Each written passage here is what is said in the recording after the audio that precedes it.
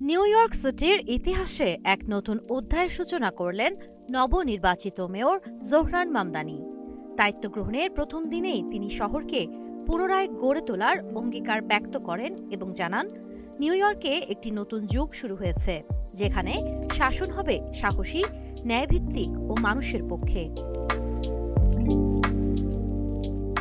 গেল বুধবার রাত 12:04 ম্যানহাটনের সিটি হলের নিচে অবস্থিত ঐতিহাসিক ও দীর্ঘদিন পরিত্যক্ত একটি সাবওয়ে স্টেশনে পবিত্র কুরআন শরীফ স্পর্শ করে শপথ নেন জোহরান মামদানি। এর মধ্য দিয়ে তিনি যুক্তরাষ্ট্রের নিউ ইয়র্ক সিটির 111তম মেয়র, একই সঙ্গে শহরের প্রথম মুসলিম মেয়র, দক্ষিণ এশীয় বংশোদ্ভূত প্রথম মেয়র এবং আফ্রিকায় জন্ম নেওয়া প্রথম মেয়র হিসেবে ইতিহাস গড়লেন।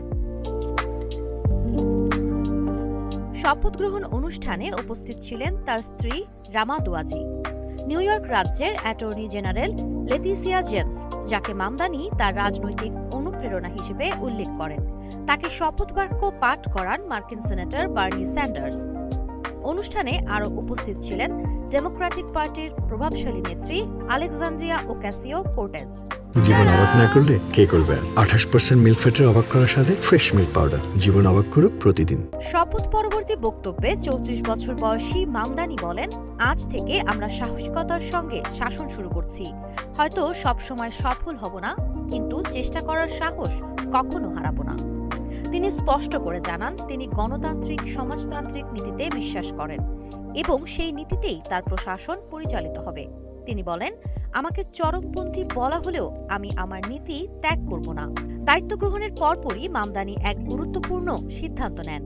সাবেক মেয়র এরিক অ্যাডামসের 2024 সালের 26 সেপ্টেম্বরের পর জারি করা সব নির্বাহী আদেশ বাতিল করেন তিনি। তবে তিনি জানান, প্রশাসনিক পর্যালোচনার পর প্রয়োজনীয় ও কার্যকর আদেশগুলো নতুন করে পুনঃপ্রকাশ করা হবে। নতুন মেয়রের অগ্রাধিকার তালিকায় রয়েছে আবাসন সংকট, স্বাস্থ্যসেবা, ভাড়া নিয়ন্ত্রণ এবং পরিবহন ব্যবস্থার উন্নয়ন।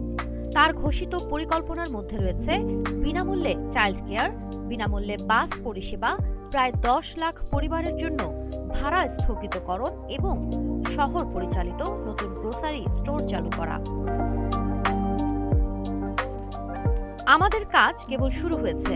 এই শহর শুধু ধনী বা বিশেষ গোষ্ঠীর জন্য নয়, আমরা সবার জন্য কাজ করব। দৃঢ় কণ্ঠে কথাগুলো বলেন জোহরান মামদানি। সাবা খান, নাগরিক প্রতিদিন।